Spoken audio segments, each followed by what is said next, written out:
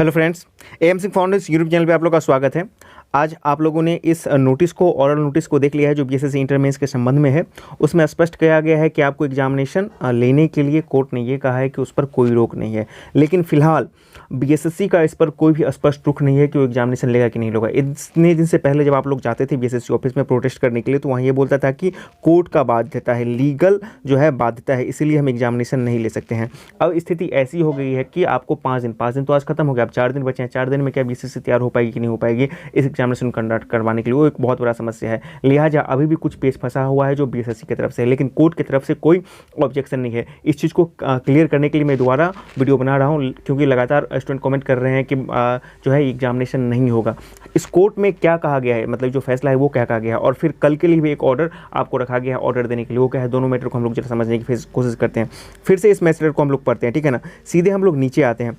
यहाँ पे क्या है कि 8/12 को जो इसका जो कौशिक जी हैं, कुमार कौशिक जी हैं, उन्होंने इसका पूरा कॉपी मांगा था, प्रोवाइड करवा दिया गया। यहीं पे लिखा गया है on our asking copy of the paper book was yesterday supplied, कल ही इसको प्रोवाइड करवा दिया गया। श्री कुमार कौशिक को learned advocate who had represented the writ petitioner who enters appearance on their behalf, मतलब कि जितने भी पेटिशनर उनके बिहाफ पर ये आए थे, and seek time for file vakalatnama and और ऑब्टेन इंस्ट्रक्शन, मतलब कि इनके तरफ से, ठीक है। ये जो फिर से आपको जो बीएसएससी ने कोर्ट में फाइल किया है कि हमको इस पर स्टे लगा दीजिए, और एग्जामिनेशन उन्होंने 2 बात उन्होंने कहा था अपने फाइल में। बीएसएससी ने 2 बात कहा था, जो एक जो पहले वाला ऑर्डर है उस पर स्टे लगाइए आप, और दूसरा जो है हमको एग्जामिनेशन करने दीजिए। तो दोनों बात यहाँ पे ओरल ऑर्डर में प्रथम दृष्टया उन्होंने कहा है।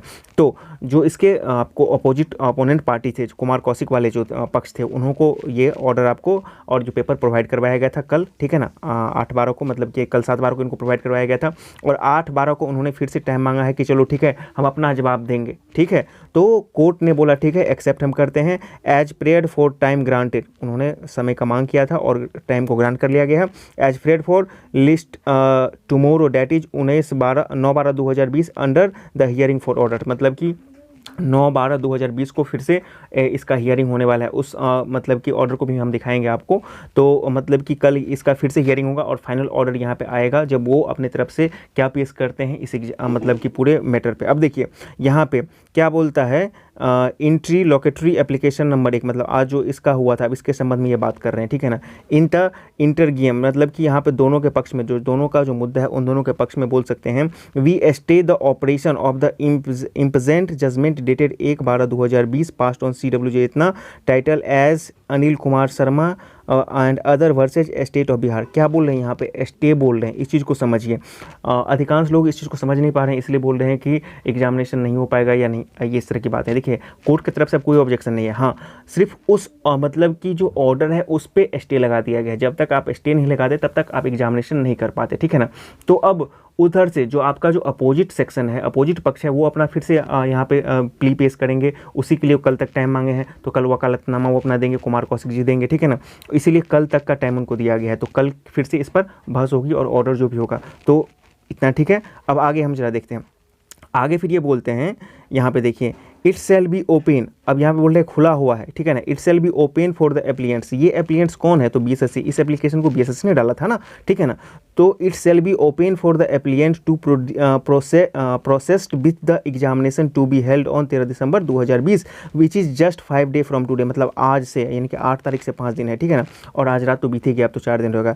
Advertisement for filling of the post was published in the year of 2014 and any further delay may not be in public interest specially when prima facie, प्रथम दृष्टिया we find no infraction of statutory rules और direction issued on judicial side, मतलब कि जो पहले बार आपको जो मतलब कि ऑर्डर पास किया गया था, जहाँ पे बोला गया था कि संवैधानिक अधिकारों का हनन है, इन तरह की बातों के कहा गया है। तो यहाँ पे बोल रहे हैं कि इसमें प्रथम दृष्टिया ये नहीं लग रहा है कि कहीं से भी इंटरफ्रैक्शन, मतलब अतिक्रमण किया गया है, संवैधानिक नियमों का या सांविधिक नियमों का अतिक्रमण किया गया है। इसीलिए इंटरेस्ट में, मास इंटरेस्ट में इस एग्जामिनेशन को 13 तारीख को होने दिया जाए, इस पर आपको बीएसएससी के लिए स्पष्ट बोल दिया है। तो अब तक जब आप लोग जा रहे थे, बार बार गए थे, 4 तारीख को गए थे, फिर 7 तारीख को भी गए थे, तो बीएसएससी क्या बोल रही थी आपको कि मतलब कि कोर्ट का हमारे पास लीगल बाउंडेशन है, इसलिए हम नहीं कर सकते हैं। अब तो कोर्ट का लीगल बाउंडेशन नहीं है, अब बीएसएससी ही असक्षम हो जाए कि हम 13 तारीख को एग्जामिनेशन नहीं करवाएंगे, तो उसमें कोर्ट का दोष है क्या?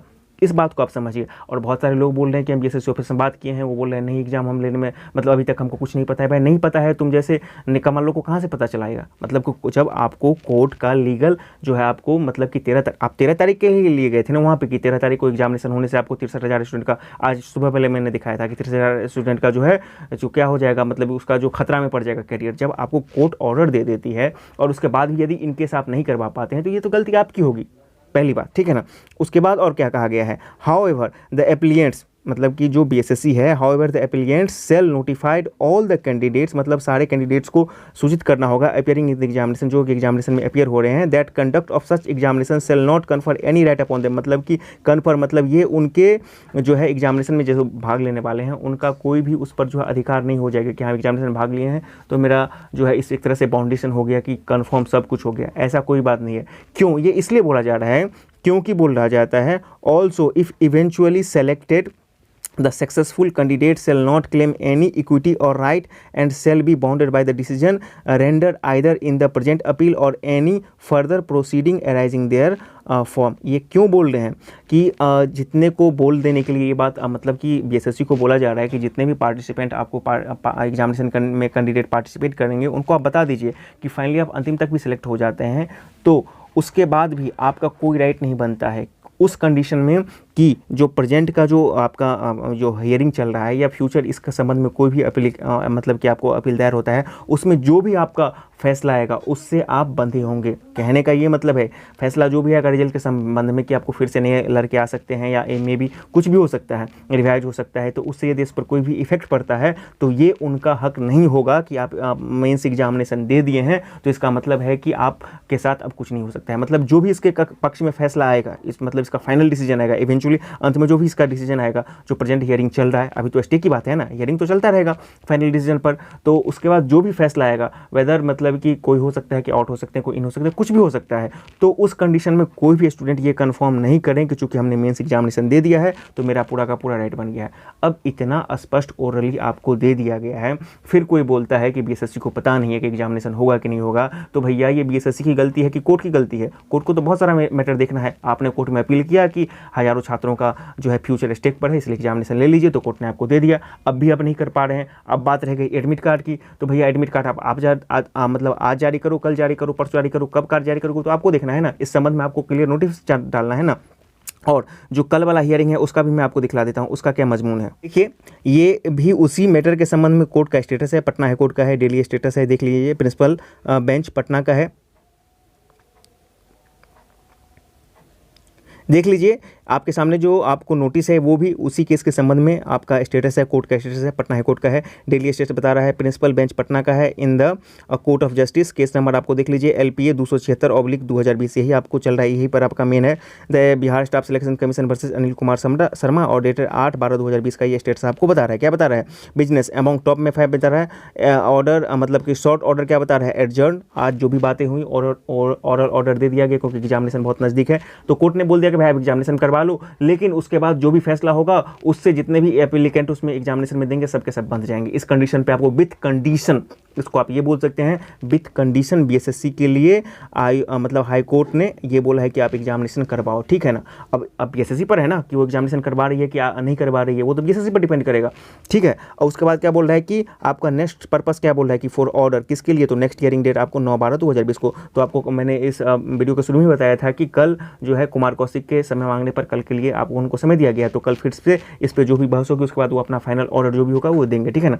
लेकिन एग्जामिनेशन के लिए तो आपको ओरली ऑर्डर दे दिए हैं, आप बढ़िए कंडीशन आप ये बता दीजिए कैंडिडेट को कि आप इस एग्जामिनेशन में जो भी आपको फैसला आएगा हाईकोर्ट का उसके लिए सारे के सारे स्टूडेंट बाध्य होंगे, इसके साथ आप आगे बढ़ सकते हैं।